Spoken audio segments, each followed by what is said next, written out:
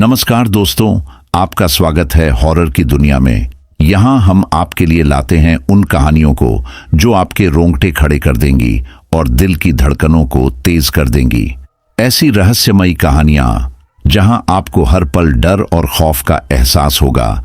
आज की हमारी कहानी है जब सुनसान हाईवे पर जब एक ट्रक ड्राइवर फंस गया ब्रह्म राक्षस के चंगुल में। मेरी आपसे इतनी गुजारिश है कि आप अगर इस कहानी को पूरा सुनेंगे तो आपको सच में बहुत ज्यादा मजा आने वाला है।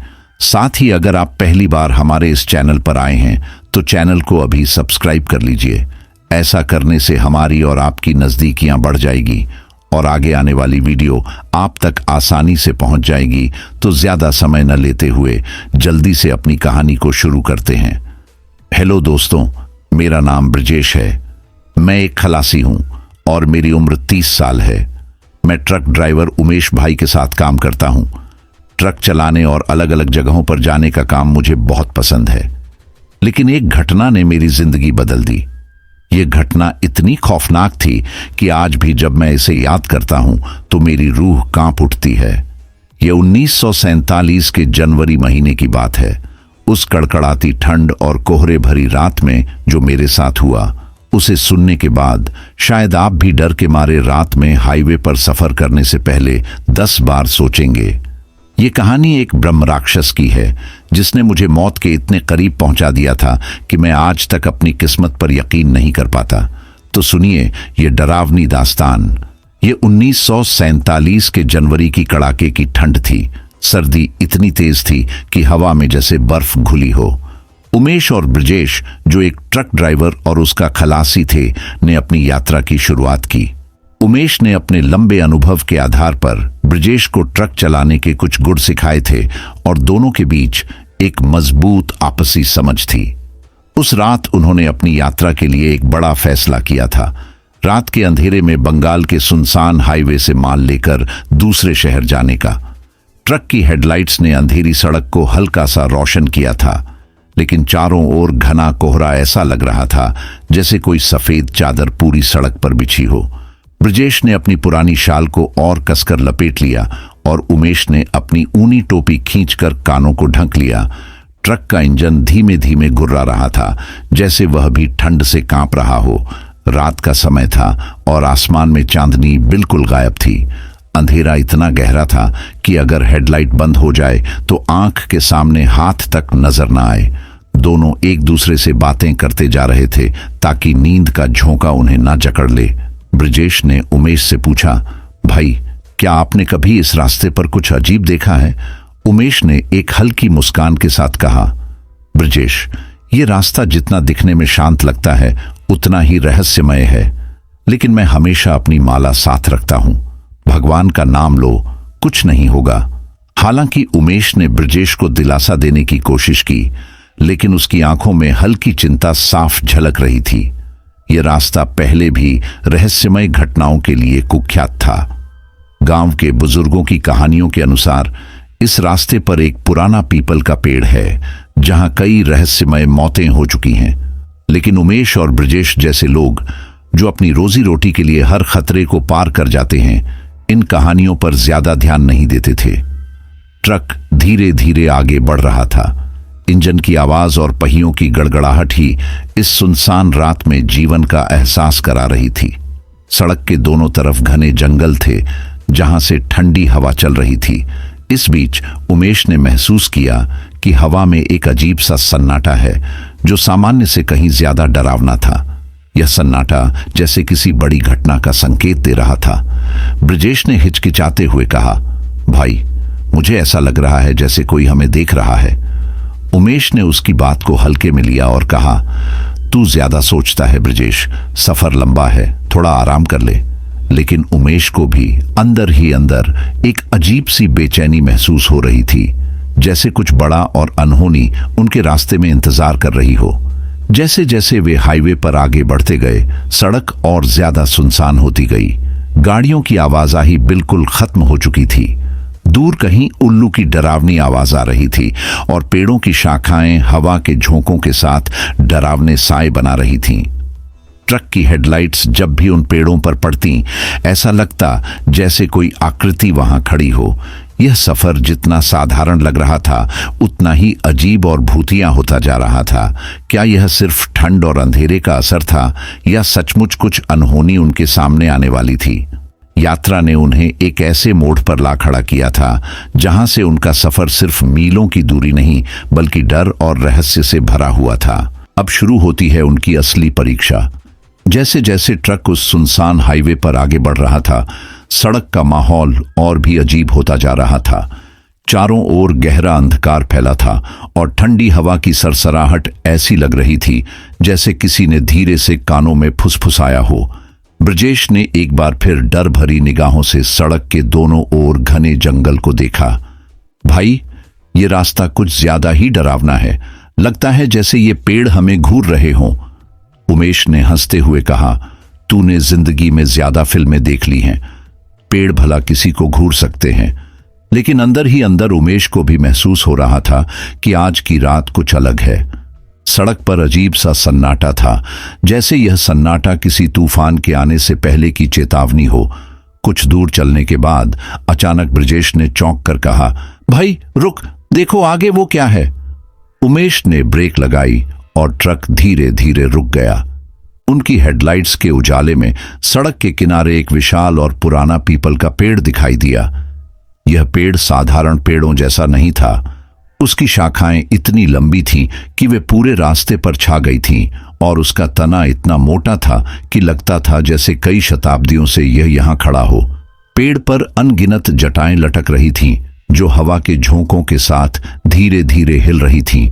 इन जटाओं की हरकत में कुछ ऐसा था जो सामान्य नहीं था। ऐसा लगता था जैसे वे जटाएं जिंदा हों और किसी को पकड़ने की कोशिश कर रही हों। ब्रजेश ने कांपते हुए कहा, भाई, यह वही पीपल का पेड़ है जिसके बारे में गांव के लोग कहते थे। यहां ब्रह्म राक्षस रहता है। उमेश ने ब्रजेश की बात को अनसुना करते हुए ट्रक का हॉर्न बजाया ताकि रास्ते में लटकी शाखाएं हट जाएं। लेकिन हॉर्न की आवाज से कुछ नहीं हुआ। वह पेड़ जैसे अपनी जगह पर अडिग खड़ा था और उसकी शाखाएं और भी डरावनी लगने लगीं। ऐसा महसूस हो रहा था जैसे पेड़ की छाया में कोई चीज छिपी हुई हो जो उन्हें देख रही हो। ब्रजेश ने धीरे से पूछा, भाई, यहां से लौट चलते हैं? मुझे अच्छा नहीं लग रहा।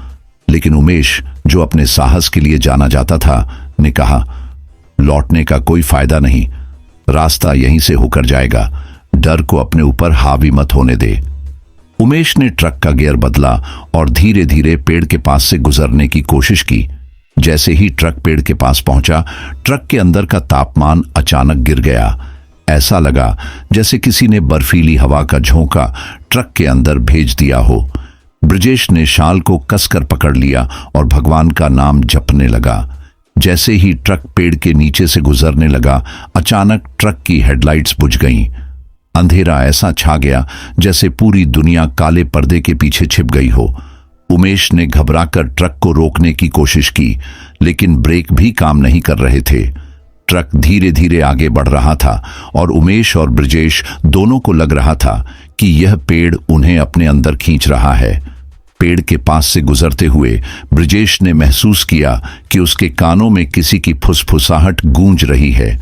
यह कोई साधारण आवाज नहीं थी। वह आवाज धीमे धीमे तेज हो रही थी और साफ सुनाई देने लगी, तुम यहां क्यों आए हो? यह रास्ता तुम्हारे लिए नहीं है। लौट जाओ, वरना मौत तुम्हारा इंतजार कर रही है। ब्रजेश ने डर के मारे अपनी आंखें बंद कर लीं और उमेश ने ट्रक की स्पीड बढ़ा दी। जैसे ही ट्रक ने पेड़ के साए को पार किया, हेडलाइट्स फिर से जल उठी। ब्रजेश ने कांपती आवाज में पूछा, भाई, तुमने भी वो आवाज सुनी थी? उमेश ने उसकी बात का जवाब नहीं दिया, लेकिन उसके चेहरे पर पसीने की धार साफ नजर आ रही थी। उमेश और ब्रजेश ने राहत की सांस ली, लेकिन उन्हें यह पता नहीं था कि उस विशाल पीपल का पेड़ उनके सफर की सिर्फ शुरुआत थी। आगे जो उनका इंतजार कर रहा था वह उनकी कल्पना से परे था। जैसे ही उमेश और ब्रजेश ने विशाल पीपल के पेड़ को पार किया, उन्हें लगा कि शायद अब सब ठीक हो जाएगा। लेकिन उस रात की सच्चाई यह थी कि उनकी मुश्किलें अभी खत्म नहीं हुई थीं, बल्कि अब शुरू होने वाली थीं। सड़क पर अजीब सा सन्नाटा था। ट्रक की हेडलाइट्स की रोशनी सामने की सड़क पर पड़ रही थी और चारों ओर केवल अंधकार ही अंधकार था। ठंडी हवा की सरसराहट उनके डर को और बढ़ा रही थी। ब्रजेश, जो पहले से ही डरा हुआ था, चुपचाप अपने सीट पर बैठा था। उसकी आंखें बार बार ट्रक की खिड़की से बाहर झांकने की कोशिश कर रही थीं, लेकिन बाहर का अंधेरा इतना गहरा था कि उसमें कुछ भी देख पाना नामुमकिन था। तभी उसे एक अजीब सी आवाज सुनाई दी। ये आवाज ऐसी थी जैसे कोई फुसफुसा रहा हो। उमेश भाई, ये आवाज आपने सुनी? ब्रजेश ने कांपते हुए पूछा। कौन सी आवाज? तू बेवजह डर रहा है, उमेश ने जवाब दिया। लेकिन ब्रजेश की बात अनसुनी करना आसान नहीं था, क्योंकि वह आवाज अब और भी साफ हो रही थी। ऐसा लग रहा था जैसे कोई उनके ट्रक के आसपास घूम रहा हो। आवाज धीमी थी लेकिन रहस्यमय। यह आवाज कभी एक तरफ से आती, कभी दूसरी तरफ से। कभी ऐसा लगता कि वह आवाज ट्रक के ऊपर से आ रही है। ब्रजेश ने घबराकर खिड़की के बाहर झांकने की कोशिश की, लेकिन अंधेरे के अलावा कुछ भी दिखाई नहीं दिया। तभी उसे महसूस हुआ कि ट्रक के पिछले हिस्से में कोई चीज हल्की हल्की चल रही है। उसने उमेश को डर भरी आवाज में कहा, भाई, लगता है ट्रक के पीछे कोई है। अब बस कर ब्रजेश, तू हर चीज में डर निकाल रहा है। पीछे कौन होगा? कोई मजाक मत कर, उमेश ने कहा। लेकिन ब्रजेश को पूरा यकीन था कि उसने कुछ सुना है। उसकी घबराहट बढ़ने लगी थी। उसने अपने सीट से खड़े होकर ट्रक के पिछले हिस्से की ओर देखने की कोशिश की। तभी एक और तेज आवाज हुई, जैसे किसी ने ट्रक के ऊपर पत्थर फेंका हो। यह क्या था? उमेश ने इस बार खुद हैरानी से पूछा। अब उमेश को भी महसूस होने लगा था कि कुछ तो गड़बड़ है। उसने ट्रक को धीमा किया और सड़क के किनारे पर रोक दिया। दोनों ने ट्रक के बाहर निकलकर देखा, लेकिन चारों ओर घना अंधेरा था। ट्रक का पिछला हिस्सा ठीक लग रहा था, कहीं कुछ नजर नहीं आ रहा था, लेकिन दोनों के दिलों में अजीब सी बेचैनी थी। तभी एक झटके से हवा और भी तेज चलने लगी। उस हवा के साथ वही रहस्यमय फुसफुसाहटें और तेज हो गईं। ऐसा लग रहा था जैसे कोई बहुत सारे लोग एक साथ धीमी आवाज में कुछ बोल रहे हों। यह आवाज कानों में गूंजने लगी, लेकिन कुछ भी समझ नहीं आ रहा था। भाई, यह कोई साधारण बात नहीं है, हमें यहां से जल्दी निकलना चाहिए, ब्रजेश ने लगभग गिड़गिड़ाते हुए कहा।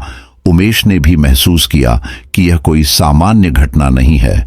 उसने ट्रक का दरवाजा खोलकर ब्रजेश को अंदर बैठने के लिए कहा। जैसे ही दोनों ट्रक में वापस बैठे और उमेश ने ट्रक स्टार्ट किया, अचानक उन्हें ऐसा लगा जैसे कोई ट्रक के ऊपर कूद गया हो। ट्रक के छत पर भारी कदमों की आवाज गूंजने लगी। यह आवाज इतनी तेज और डरावनी थी कि ब्रजेश की सांसें थम गईं। उमेश ने ट्रक की स्पीड बढ़ाने की कोशिश की, लेकिन ट्रक के ऊपर की हरकतें और भी अजीब हो गईं। भाई, ये क्या हो रहा है? हमें यहां से निकलना होगा, ब्रजेश लगभग चीख पड़ा। मैं कोशिश कर रहा हूं, तू चुप बैठ और भगवान का नाम ले, उमेश ने कहा। जैसे ही ट्रक ने तेज रफ्तार पकड़ी, छत पर की आवाजें अचानक बंद हो गईं। ऐसा लगा जैसे वहां कुछ था ही नहीं। लेकिन उनकी बेचैनी खत्म नहीं हुई। ट्रक के अंदर का माहौल अब भी भारी और डरावना लग रहा था। क्या यह सब हमारी कल्पना है या सच में कुछ अजीब हो रहा है? उमेश ने खुद से सवाल किया, लेकिन उसे इसका जवाब नहीं मिला, क्योंकि अब आगे की सड़क और भी खौफनाक और रहस्यमय थी। जैसे ही उमेश और ब्रजेश ने गहरी रात में ट्रक को तेज गति से भगाया, उन्हें लगा कि शायद वे उस अजीब घटनाओं से पीछा छुड़ा चुके हैं। लेकिन यह उनकी खुशफहमी थी। कुछ ही किलोमीटर आगे बढ़ने के बाद अचानक ट्रक ने एक झटका दिया और धीमा होने लगा। उमेश ने तुरंत गियर बदलने की कोशिश की, लेकिन इंजन ने अजीब सी खरखराहट की आवाज निकाली और ट्रक पूरी तरह से बंद हो गया। भाई, अब क्या हो गया? ब्रजेश ने कांपती आवाज में पूछा। उसकी घबराहट बढ़ती जा रही थी। पता नहीं, लगता है इंजन गर्म हो गया है, लेकिन ऐसा तो कभी नहीं हुआ, उमेश ने जवाब दिया और ट्रक से बाहर निकलने के लिए दरवाजा खोला। बाहर कदम रखते ही उसने महसूस किया कि हवा पहले से भी ज्यादा ठंडी और भारी हो गई है। हवा में एक अजीब सी सड़ांध थी, जैसे किसी चीज के सड़ने की गंध। ब्रजेश भी ट्रक से बाहर आया, लेकिन उसका डर उसके चेहरे पर साफ झलक रहा था। उमेश भाई, मुझे ये जगह बिल्कुल ठीक नहीं लग रही, यहां पर रुकना सही नहीं है, जल्दी कुछ करो और यहां से निकलो। उमेश ने ट्रक का बोनट खोला और इंजन की जांच करने लगा। इंजन में कोई खराबी नहीं दिख रही थी, लेकिन फिर भी ट्रक स्टार्ट नहीं हो रहा था। उसने बार बार कोशिश की, लेकिन हर बार नाकाम रहा। जैसे ही उसने इंजन की जांच के लिए सिर झुकाया, उसे लगा कि कोई पीछे खड़ा है। उसने तेजी से पलटकर देखा, लेकिन वहां कोई नहीं था। भाई, तुझे भी ऐसा लग रहा है जैसे कोई हमें देख रहा हो? उमेश ने ब्रजेश से पूछा। हाँ भाई, ऐसा लग रहा है जैसे आसपास कोई है, लेकिन ये कौन हो सकता है इस सुनसान जगह पर इतनी रात में? ब्रजेश की आवाज डर से कांप रही थी। उमेश ने सोचा कि शायद यह उनका वहम है। उसने खुद को शांत रखने की कोशिश की और फिर से ट्रक को स्टार्ट करने की कोशिश करने लगा, लेकिन तभी अचानक एक जोरदार धमाके की आवाज आई, जैसे ट्रक के पिछले हिस्से में किसी ने जोर से धक्का मारा हो। दोनों ने चौंक कर ट्रक के पीछे की ओर देखा। अंधेरे में कुछ दिखाई नहीं दे रहा था, लेकिन ऐसा महसूस हो रहा था जैसे कोई वहां छिपा हुआ है। उमेश ने टॉर्च निकाली और ट्रक के चारों ओर रोशनी डाली, लेकिन टॉर्च की रोशनी भी उस घने अंधकार को पूरी तरह से भेद नहीं पा रही थी। तभी उन्हें ट्रक के पास कुछ हलचल महसूस हुई। ऐसा लगा जैसे कोई उनके ट्रक के नीचे से गुजर रहा हो। उमेश ने नीचे झांक कर देखने की कोशिश की, लेकिन वहां कुछ भी नहीं था। भाई, मुझे बहुत अजीब लग रहा है, ये जगह ही भूतिया लगती है, ब्रजेश ने लगभग रोने जैसी आवाज में कहा। तू चुप कर और ट्रक में बैठ, मैं देखता हूं कि इसे कैसे ठीक किया जाए, उमेश ने सख्त लहजे में कहा। जैसे ही उमेश ने दोबारा ट्रक स्टार्ट करने की कोशिश की, अचानक ट्रक की हेडलाइट अपने आप जलने बुझने लगी। हेडलाइट्स की तेज रोशनी ने आसपास की सड़क को थोड़ा रोशन किया और तभी उन्हें सड़क के किनारे कुछ अजीब सी आकृतियां दिखाई दी। वे आकृतियां इंसानों जैसी लग रही थीं, लेकिन उनका आकार असामान्य था। भाई, वो देख, वो क्या है? ब्रजेश ने कांपती आवाज में उमेश का ध्यान आकृतियों की ओर दिलाया। उमेश की भी नजर उन आकृतियों पर पड़ी। वे धीरे धीरे उनकी ओर बढ़ रही थीं। उमेश का दिल जोर जोर से धड़कने लगा। उसने तुरंत ट्रक को फिर से स्टार्ट करने की कोशिश की। चल, स्टार्ट हो जा, भगवान के लिए, उमेश ने ट्रक से जैसे प्रार्थना की। आखिरकार ट्रक ने एक तेज झटके के साथ स्टार्ट होना शुरू किया। उमेश ने बिना समय गंवाए गियर लगाया और ट्रक को तेज रफ्तार में आगे बढ़ा दिया। लेकिन जैसे ही ट्रक ने गति पकड़ी, वे आकृतियां अचानक हवा में गायब हो गईं। ये सब क्या था भाई? क्या हम किसी भूतिया जगह में आ गए हैं? ब्रजेश ने डरते हुए पूछा। उमेश के पास कोई जवाब नहीं था, लेकिन वह जानता था कि अब इस रास्ते पर आगे का सफर और भी खतरनाक होने वाला है। जैसे ही उमेश और ब्रजेश ने ट्रक को किसी तरह तेज रफ्तार में भगाना शुरू किया, उनके दिलों में अजीब सी बेचैनी और डर बैठ गया था। अंधेरे हाईवे पर चारों ओर सिर्फ सन्नाटा था, लेकिन उस सन्नाटे में भी उन्हें लग रहा था कि कोई छिपकर उन्हें देख रहा है। ऐसा लग रहा था जैसे किसी अदृश्य ताकत की नजरें हर समय उन पर गड़ी हुई हैं। भाई, ये सब कुछ बहुत अजीब हो रहा है, हमें इस जगह से जितनी जल्दी हो सके निकल जाना चाहिए, ब्रजेश ने घबराई हुई आवाज में कहा। मैं पूरी कोशिश कर रहा हूं, लेकिन ये जगह, ये सन्नाटा, ये सब कुछ ठीक नहीं लग रहा, उमेश ने अपनी नजरें सड़क पर टिकाए हुए जवाब दिया। तभी अचानक ट्रक के अंदर का तापमान असामान्य रूप से गिरने लगा। इतनी ठंड जैसी उन्होंने कभी महसूस नहीं की थी। उमेश ने देखा कि ट्रक के शीशों पर धुंध जमने लगी थी और ब्रजेश का चेहरा पसीने के बावजूद सफेद पड़ गया था। भाई, क्या ये तुम्हें भी महसूस हो रहा है? ब्रजेश ने कांपते हुए पूछा। उमेश ने सिर्फ सिर हिलाया। उसकी आवाज जैसे गले में अटक गई थी। तभी ट्रक की हेडलाइट्स एक पल के लिए जल बुझ गईं। जब रोशनी वापस आई तो सड़क के बीचों बीच एक विशाल पीपल का पेड़ दिखाई दिया। यह वही पेड़ था जिसे उन्होंने कुछ देर पहले पीछे छोड़ दिया था। लेकिन यह कैसे संभव था? भाई, ये वही पेड़ है जो हमने पीछे देखा था, ये यहां कैसे आ गया? ब्रजेश ने लगभग चीखते हुए कहा। उमेश ने ब्रेक लगाने का फैसला किया, लेकिन ब्रेक काम नहीं कर रहे थे। ट्रक अपनी मर्जी से चल रहा था, जैसे कोई अदृश्य शक्ति उसे खींच रही हो। तभी उनके चारों ओर हवा में एक गहरी गुर्राती हुई आवाज गूंजने लगी। यह आवाज इतनी भारी और डरावनी थी कि उनके रोंगटे खड़े हो गए। यह आवाज, ये क्या है? ब्रजेश ने कांपते हुए पूछा। उमेश ने ध्यान लगाया और उसे एहसास हुआ कि यह आवाज उस पीपल के पेड़ से आ रही थी। वह समझ गया कि यह कोई साधारण आवाज नहीं थी, यह किसी शक्तिशाली आत्मा का आभास था। ब्रजेश, हमें शांत रहना होगा, डरने से कुछ नहीं होगा, बस ध्यान मत भटकाना, उमेश ने हिम्मत जुटाकर कहा। लेकिन उसकी आवाज खुद उसकी बेचैनी को छुपा नहीं पा रही थी। जैसे ही ट्रक ने उस पीपल के पेड़ को पार किया, उनके सामने सड़क पर अचानक एक विशाल आकृति प्रकट हुई। यह आकृति एक इंसान जैसी थी, लेकिन उसके शरीर का आकार असामान्य रूप से बड़ा था। उसकी आंखें जलती हुई आग जैसी लग रही थीं और उसके लंबे उलझे हुए बाल हवा में लहराते हुए भय का संचार कर रहे थे। भाई, ये ब्रह्म राक्षस है। ब्रजेश की आवाज अब लगभग फूट रही थी। ब्रह्म राक्षस ने अपनी गुर्राती हुई आवाज में कुछ कहा जो किसी प्राचीन भाषा में था। उमेश और ब्रजेश ने उसे समझने की कोशिश की, लेकिन वे शब्द उनके कानों में ऐसे गूंज रहे थे जैसे हजारों घंटियां एक साथ बज रही हों।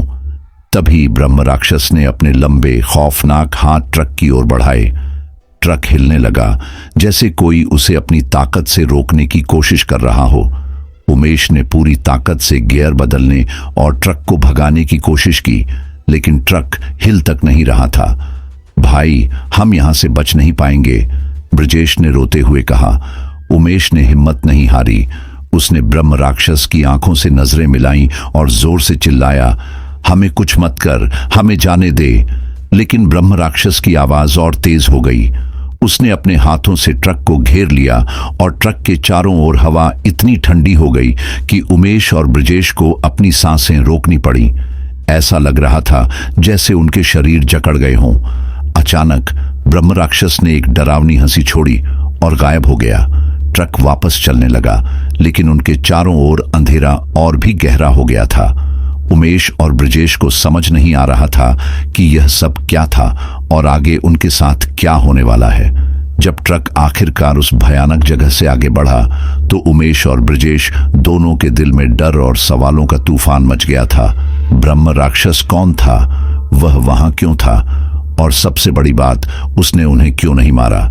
जैसे जैसे ट्रक आगे बढ़ा, ब्रजेश ने कंपाती आवाज में कहा, भाई, ये सब क्या था? हमें वापस उस गांव जाना चाहिए और पता लगाना चाहिए कि इस सब के पीछे क्या रहस्य है। उमेश ने गहरी सांस लेते हुए कहा, हाँ ब्रजेश, हमें पता लगाना होगा। अगर हम इस रहस्य को नहीं सुलझाएंगे तो ये डर हमें पूरी जिंदगी सताएगा। दोनों ने फैसला किया कि वे उस गांव वापस जाएंगे जहां से उन्होंने अपना सफर शुरू किया था। गांव पहुंचने पर वे सीधे वहां के सबसे बुजुर्ग व्यक्ति के पास गए। यह व्यक्ति थे बाबा हरिदास, जो गांव के इतिहास और पुरानी कहानियों के बारे में बहुत कुछ जानते थे। जब उमेश और ब्रजेश ने बाबा हरिदास को अपनी पूरी घटना सुनाई, तो बाबा के चेहरे पर चिंता की लकीरें गहरी हो गईं। उन्होंने गहरी सांस ली और धीमी, गंभीर आवाज में कहना शुरू किया, तुम दोनों जिस ब्रह्म राक्षस से मिले हो, वह कोई साधारण आत्मा नहीं है। उसका नाम वीरेन था। वीरेन इस गांव का सबसे प्रतापी योद्धा था। वह शक्तिशाली था और अपने ज्ञान और ताकत के लिए जाना जाता था, लेकिन उसकी शक्ति ने उसे अहंकारी बना दिया। बाबा ने आगे बताया, कहते हैं कि एक समय था जब वीरेन ने देवताओं की शक्ति को चुनौती दी। उसने पीपल के पेड़ के नीचे बैठकर तपस्या की, लेकिन उसकी तपस्या स्वार्थ से भरी हुई थी। वह अपनी शक्ति बढ़ाना चाहता था ताकि वह अमर हो सके। उसकी इस तपस्या से देवता नाराज हो गए और उन्होंने उसे शाप दिया। उमेश ने उत्सुकता से पूछा, कैसा शाप बाबा? बाबा ने कहा, वीरेन को ब्रह्म राक्षस बनने का शाप मिला। उसे कहा गया कि वह इस पीपल के पेड़ से बंधा रहेगा और हर अमावस्या की रात उसकी आत्मा जागेगी। वह जो भी इस पेड़ के पास आएगा उसे अपनी शक्ति से डराएगा, लेकिन एक शर्त थी, वह किसी निर्दोष को नहीं मार सकता। ब्रजेश ने चौंकते हुए पूछा, तो उसने हमें क्यों नहीं मारा? क्या हम इस शाप की वजह से बच गए? बाबा ने सिर हिलाते हुए कहा, हाँ, तुम दोनों बच गए, क्योंकि तुमने उसे चुनौती नहीं दी, लेकिन यह भी हो सकता है कि तुमसे कुछ ऐसा जुड़ा हो जो उसे तुम्हें नुकसान पहुंचाने से रोक रहा हो।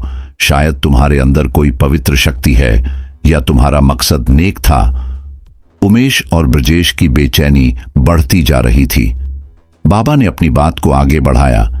यह ब्रह्म राक्षस हमेशा अमावस्या की रात को जागता है और अपनी छाया उन पर डालता है जो लालच, बुराई या स्वार्थ से भरे होते हैं। लेकिन अगर कोई निर्दोष इस पेड़ के पास आए तो वह उन्हें बस डराता है। शायद तुम्हें भी सिर्फ डराने के लिए उसने यह सब किया। बाबा की बात सुनकर उमेश और ब्रजेश थोड़ा राहत महसूस करने लगे, लेकिन उनके दिल में अब भी एक सवाल था। बाबा, क्या इसका कोई अंत है? क्या इस ब्रह्म राक्षस को मुक्ति मिल सकती है? बाबा ने गहरी सांस ली और कहा, हाँ, वीरेन को मुक्ति तभी मिलेगी जब कोई उस पेड़ के नीचे 7 रातों तक बैठकर तपस्या करेगा और उसकी आत्मा के लिए प्रार्थना करेगा। लेकिन यह काम बेहद खतरनाक है। वह ब्रह्म राक्षस ऐसा करने वाले को नहीं छोड़ेगा। ब्रजेश ने डरते हुए कहा, तो क्या अब भी इस जगह जाना सुरक्षित है? बाबा ने गंभीरता से जवाब दिया, अब तक तुम दोनों बच गए हो, लेकिन अगली बार ऐसा नहीं हो सकता। उस रास्ते पर जाने से बचो। यह ब्रह्म राक्षस अब भी वहीं है और उसका गुस्सा और भी ज्यादा भयानक हो सकता है। बाबा की बात सुनकर उमेश और ब्रजेश के रोंगटे खड़े हो गए। उन्होंने उस रास्ते पर दोबारा कभी न जाने का फैसला किया, लेकिन उनके मन में यह बात हमेशा रही कि ब्रह्म राक्षस की आत्मा को शांति कैसे मिलेगी। जब उमेश और ब्रजेश वापस अपने घर की ओर लौट रहे थे तो उमेश ने ब्रजेश से कहा, शायद हम इस मुसीबत से बच गए हैं, लेकिन जो कुछ हमने देखा और सुना वह हमें जिंदगी भर याद रहेगा। हमें अब हमेशा सतर्क रहना होगा। उस रात जब दोनों सोने की कोशिश कर रहे थे तो ब्रजेश को बार बार वही गुर्राती आवाज सुनाई देने लगी। उसने आंखें बंद कर लीं, लेकिन वह आवाज उसके दिलो दिमाग में गूंज रही थी। क्या ब्रह्म राक्षस ने उन्हें सच में छोड़ दिया था या यह सिर्फ शुरुआत थी? गांव लौटने के बाद उमेश और ब्रजेश को कुछ रातें तो शांति से बीतती दिखीं, लेकिन यह शांति बहुत लंबी नहीं रही। एक रात जब पूरा गांव गहरी नींद में डूबा हुआ था तो उमेश और ब्रजेश को अपने घर के बाहर किसी के पैरों की आहट सुनाई दी। यह आहट हल्की नहीं बल्कि भारी और डरावनी थी, जैसे कोई भारी भरकम इंसान लकड़ी के गेट पर धीरे धीरे कदम रख रहा हो। उमेश ने धीरे से खिड़की से झांककर बाहर देखा। चांदनी रात में उसने देखा कि घर के दरवाजे के बाहर एक लंबा दुबला पतला इंसान खड़ा था। वह सिर से पांव तक सफेद कपड़ों में लिपटा हुआ था और उसके बाल बेतरतीब ढंग से खुले हुए थे। उसकी आंखें चमक रही थीं और वह कुछ बड़बड़ा रहा था, लेकिन उसकी आवाज किसी इंसान की नहीं लग रही थी। उमेश ने तुरंत ब्रजेश को जगाया। ब्रजेश, बाहर देखो, लगता है कोई समस्या है। ब्रजेश, जो पहले ही पिछले अनुभवों के कारण डरा हुआ था, घबराते हुए उठा। दोनों ने फिर से खिड़की से बाहर देखा।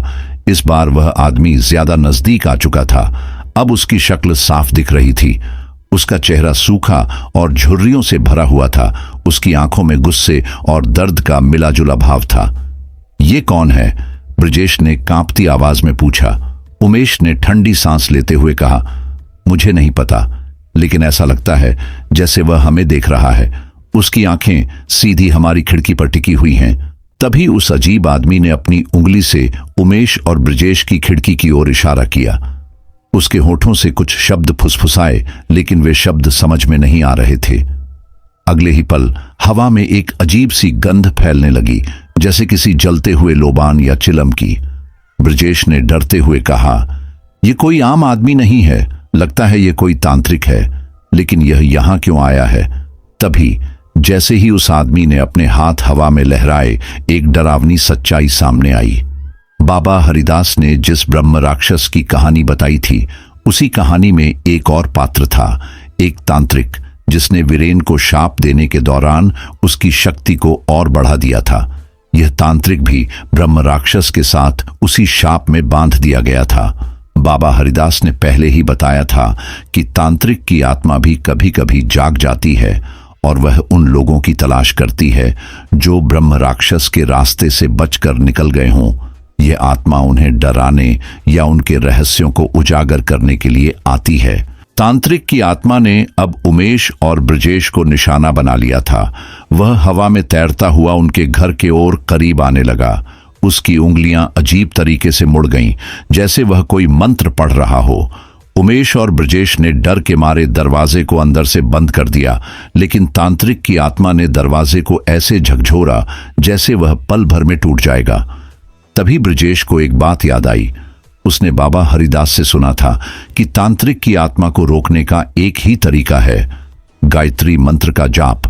ब्रजेश ने कांपते हुए आवाज में गायत्री मंत्र का उच्चारण शुरू किया। पहले तो उसकी आवाज कमजोर थी, लेकिन जैसे जैसे उसने मंत्र को जोर से दोहराना शुरू किया, घर के अंदर का माहौल बदलने लगा। तांत्रिक की आत्मा अब और ज्यादा आक्रामक हो गई। वह दरवाजे को तोड़ने की कोशिश कर रही थी, लेकिन मंत्र की शक्ति उसे अंदर आने से रोक रही थी। ब्रजेश ने उमेश से कहा, भाई जल्दी करो, हमें बाबा हरिदास के पास जाकर इसका हल पूछना होगा। लेकिन जैसे ही वे बाहर जाने की सोच रहे थे, तांत्रिक की आत्मा ने एक जोरदार चीख मारी, जिससे पूरे गांव में गूंज उठी। उसकी चीख में दर्द और गुस्सा साफ झलक रहा था। वह आत्मा धीरे धीरे हवा में गायब हो गई, लेकिन जाते जाते उसने एक संदेश छोड़ा। उसकी गूंजती हुई आवाज हवा में सुनाई दी, तुम मुझसे बच नहीं सकते। ब्रह्म राक्षस और मैं दोनों तुम्हारी आत्माओं के भूखे हैं। अगली अमावस्या की रात हमारी होगी। उमेश और ब्रजेश ने यह सुना और उनके रोंगटे खड़े हो गए। यह सिर्फ एक चेतावनी नहीं थी, बल्कि एक शाप था। अब उन्हें अगली अमावस्या से पहले इस डरावनी गुत्थी को सुलझाना था। जैसे ही साधु की आत्मा अदृश्य हो गई, वातावरण में अजीब सी बेचैनी छा गई। वह साधु जो अब तक उनकी सुरक्षा के लिए मंत्र पढ़ रहा था, अब वहां नहीं था। ब्रह्म राक्षस ने यह महसूस किया कि उसे रोकने वाली आखिरी बाधा भी अब खत्म हो चुकी है। वह और भी अधिक उग्र हो गया। उसकी चीखों ने माहौल को और भयानक बना दिया। पीपल का विशालकाय पेड़, जो अब तक सिर्फ हवा में झूम रहा था, अब अपनी जड़ों से हिलने लगा। हर झटके के साथ जमीन में दरारें पड़ने लगी। ऐसा लग रहा था जैसे धरती फटने वाली हो। ब्रजेश और उमेश को यह एहसास हो गया था कि अब उनके पास ज्यादा समय नहीं बचा है। उनकी सांसें तेज हो गई थीं और दिल की धड़कनें रुकने का नाम नहीं ले रही थीं। उमेश ने तुरंत ट्रक का दरवाजा खोला और ब्रजेश को अंदर खींच लिया। गाड़ी स्टार्ट करो भैया, ब्रजेश ने कांपती हुई आवाज में कहा। उमेश ने तुरंत इग्निशन ऑन किया, लेकिन ट्रक का इंजन बार बार झटके खाकर बंद हो रहा था। ऐसा लग रहा था कि ट्रक भी अब डर के मारे चलने से इनकार कर रही है। ब्रह्म राक्षस अब ट्रक के और करीब आ गया था। उसकी लाल लाल जलती हुई आंखें सीधी उमेश और ब्रजेश की तरफ घूर रही थीं। उसकी आंखों से ऐसी दहकती आग निकल रही थी जो किसी की भी रूह कंपा सकती थी। वह हर कदम के साथ और विशाल होता जा रहा था। उसकी लंबी नाखूनों से ऐसा प्रतीत हो रहा था जैसे वह पल भर में ट्रक को फाड़कर रख देगा। उसी समय ब्रजेश को कुछ याद आया। उसने अपने गांव के बुजुर्गों से सुना था कि पीपल के पेड़ से जुड़ी आत्माएं तभी कमजोर होती हैं जब उसकी जड़ों को आग के हवाले किया जाए। यह एक पुराना किंवदंती थी जिसे ब्रजेश ने कभी गंभीरता से नहीं लिया था, लेकिन अब जब मौत उसके सामने खड़ी थी, उसे उस पर यकीन करना पड़ा। ब्रजेश ने उमेश से कहा, भैया, अगर हम इस ब्रह्म राक्षस से बचना चाहते हैं तो हमें इसके पेड़ की जड़ों को जलाना होगा। यही इसका अंत कर सकता है। उमेश ने पहले तो इसे एक पागलपन भरी बात समझा, लेकिन ब्रह्म राक्षस की बढ़ती ताकत को देखकर उसने ब्रजेश पर भरोसा करने का फैसला किया। पर आग लगाएंगे कैसे? उमेश ने घबराते हुए पूछा। ब्रजेश ने झट से ट्रक के डीजल टैंक की तरफ इशारा किया। हम ट्रक से डीजल निकालेंगे और इसे उसकी जड़ों पर डाल देंगे। हमें जल्दी करना होगा, वरना यह हमें जिंदा नहीं छोड़ेगा। उमेश ने तुरंत ट्रक से एक पाइप निकाला और डीजल टैंक से डीजल निकालना शुरू कर दिया। ब्रजेश ने आसपास पड़ी एक बोतल में डीजल भरा और उसे लेकर पेड़ की तरफ भागा, लेकिन यह इतना आसान नहीं था। ब्रह्म राक्षस ने यह देख लिया और वह जोर से गरजा, मुझे रोकने की कोशिश मत करना इंसानों, वरना तुम दोनों अपनी जान से हाथ धो बैठोगे। उसकी आवाज इतनी गूंजती हुई थी कि ब्रजेश के कदम थम गए। उमेश ने पीछे से चिल्लाया, ब्रजेश मत रुक, जल्दी करो। ब्रजेश ने अपनी सारी हिम्मत जुटाई और पेड़ की जड़ों के पास पहुंच गया। उसने बोतल का सारा डीजल पेड़ की जड़ों पर उड़ेल दिया। लेकिन अब सबसे बड़ी चुनौती थी आग जलाने की। ठंड के कारण उनके पास माचिस नहीं थी। ब्रजेश ने जेबें टटोलनी शुरू की और आखिरकार उसे ट्रक की बैटरी का ख्याल आया। उमेश ने तुरंत बैटरी की वायरिंग को ढीला किया और उससे चिंगारी पैदा करने की कोशिश की। जल्दी करो भैया, ब्रजेश चिल्लाया। ब्रह्म राक्षस अब पेड़ के पास आ चुका था और उसने अपने हाथों से पेड़ की जड़ों को ढंकने की कोशिश की। तुम मुझे रोक नहीं सकते, वह गुर्राया। लेकिन उमेश ने एक आखिरी बार जोर लगाया और बैटरी से निकली चिंगारी ने डीजल को आग पकड़ा दी। जैसे ही आग लगी, पेड़ की जड़ें धधकने लगीं। ब्रह्म राक्षस ने जोर से एक दिल दहला देने वाली चीख मारी। उसकी चीख से ऐसा लगा जैसे पूरी पृथ्वी कांप रही हो। वह आग से दूर भागने की कोशिश कर रहा था, लेकिन हर बार आग उसकी शक्ति को कमजोर कर रही थी। उसकी विशाल आकृति धीरे धीरे धुएं में बदलने लगी। ब्रजेश और उमेश ने देखा कि ब्रह्म राक्षस अब पूरी तरह से जल चुका था और उसकी आत्मा चिल्लाते हुए आसमान में गायब हो गई। पेड़ भी धीरे धीरे राख में तब्दील हो गया। जैसे ही उमेश और ब्रजेश ने पेड़ की जड़ों में आग लगाई, एक अजीब सी गूंजती हुई आवाज पूरे माहौल में फैल गई। ऐसा लगा जैसे हवा में कोई अदृश्य शक्ति चीख रही हो। ब्रह्म राक्षस, जो अब तक अपने पूरे उग्र रूप में था, अचानक ठिठक गया। उसकी जलती हुई लाल आंखें पहले और भी भयानक हो गईं, लेकिन फिर उनमें दर्द और घबराहट का भाव दिखाई देने लगा। उसने अपने लंबे विकराल हाथों से पीपल के पेड़ की जड़ों को पकड़ने की कोशिश की, मानो आग को रोकने का प्रयास कर रहा हो। तुमने बहुत बड़ी गलती की है इंसानों, ब्रह्म राक्षस की आवाज गूंज उठी। उसका स्वर इतना भयावह था कि उमेश और ब्रजेश ने घबराकर अपने कान बंद कर लिए। वह आग की लपटों के साथ तड़पने लगा। उसकी चीखें इतनी जोरदार थीं कि ऐसा लग रहा था जैसे आसपास की सारी चीजें कंपन कर रही हों। ट्रक के शीशे चटकने लगे और ट्रक खुद भी जोर जोर से हिलने लगा। ब्रजेश ने उमेश से चिल्लाकर कहा, भैया ट्रक को यहां से ले चलो, यह जगह अब और भी खतरनाक हो रही है। उमेश ने तुरंत ट्रक के दरवाजे को खोला और इंजन चालू करने की कोशिश की। इस बार ट्रक बिना किसी रुकावट के स्टार्ट हो गया। ऐसा लग रहा था जैसे खुद भगवान ने उन्हें इस भयावह स्थान से भागने का संकेत दिया हो। लेकिन ब्रह्म राक्षस इतनी आसानी से हार मानने वाला नहीं था। उसने अपनी पूरी ताकत जुटाकर उमेश और ब्रजेश को रोकने की कोशिश की। उसने एक हाथ से आग बुझाने की कोशिश की, जबकि दूसरा हाथ ट्रक की तरफ बढ़ा। तुम दोनों को मेरी मृत्यु का जिम्मेदार बनोगे, मैं तुम्हें नहीं छोड़ूंगा। उसकी आवाज और भी गहरी और भयानक हो गई। जैसे जैसे आग बढ़ती गई, ब्रह्म राक्षस का शरीर जलने लगा। उसकी विकराल आकृति धीरे धीरे छोटी होने लगी। उसका हर अंग आग की लपटों में समा रहा था। उसकी ताकत कमजोर पड़ने लगी और उसकी चीखें और दर्दनाक होती गईं। उसके शरीर से एक अजीब सी काली धुआं निकल रही थी जो हवा में फैलती जा रही थी। ब्रजेश और उमेश ने ट्रक की खिड़की से यह सब देखा। ब्रजेश ने घबराकर कहा, भैया यह खत्म हो रहा है, जल्दी करो, हमें यहां से दूर जाना होगा।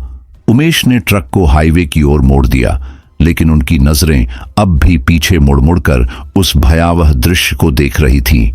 ब्रह्म राक्षस ने आखिरी बार जोर से चीख मारी, तुमने मुझे खत्म कर दिया, लेकिन मेरा श्राप तुम तक हमेशा पहुंचेगा। यह कहते ही उसका शरीर पूरी तरह से आग में जलकर राख हो गया। उसकी आत्मा एक विशाल काले धुएं में बदल गई और आसमान में विलीन हो गई। उसके साथ ही पीपल का पेड़ भी धीरे धीरे जलकर राख में तब्दील हो गया। आसमान में अजीब सा सन्नाटा छा गया। वहां की सारी अजीब आवाजें, हवा का डरावना बहाव, सब कुछ अचानक शांत हो गया। ऐसा लग रहा था जैसे उस जगह की सारी नकारात्मक शक्तियां खत्म हो चुकी हों। उमेश ने ट्रक की स्पीड बढ़ा दी और ब्रजेश से कहा, अब इस रास्ते पर कभी नहीं आना।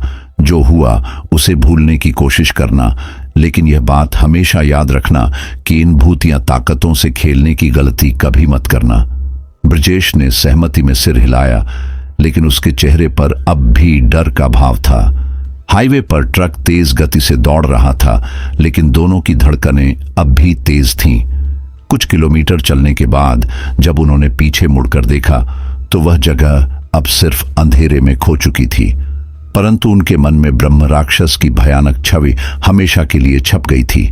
उस रात के बाद उमेश और ब्रजेश ने यह फैसला किया कि अब कभी भी किसी सुनसान जगह पर रुकने की गलती नहीं करेंगे, और वह घटना उनकी जिंदगी की सबसे डरावनी याद बन गई, जिसे वह कभी भूल नहीं सकते थे।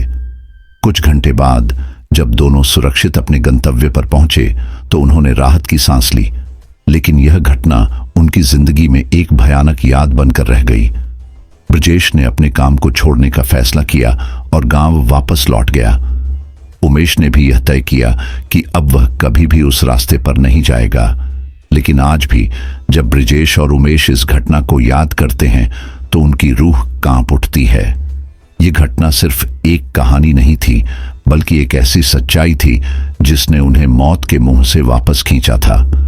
क्या यह ब्रह्म राक्षस हमेशा के लिए खत्म हो गया, या वह किसी और को अपना शिकार बनाने की ताक में है? तो दोस्तों, यह कहानी यहीं पर समाप्त होती है। अगर आपको कहानी अच्छी लगी हो तो चैनल को सब्सक्राइब जरूर कर लेना, वीडियो को लाइक भी कर देना और एक प्यारा सा कमेंट आप कर देना। आप कहानी कहां से सुनते हैं और आपका नाम क्या है? तो अगली वीडियो में आपका शहर का नाम और आपका नाम लिया जाएगा। तो अपना और अपने परिवार का ख्याल रखना। तो दोस्तों, गुड नाइट।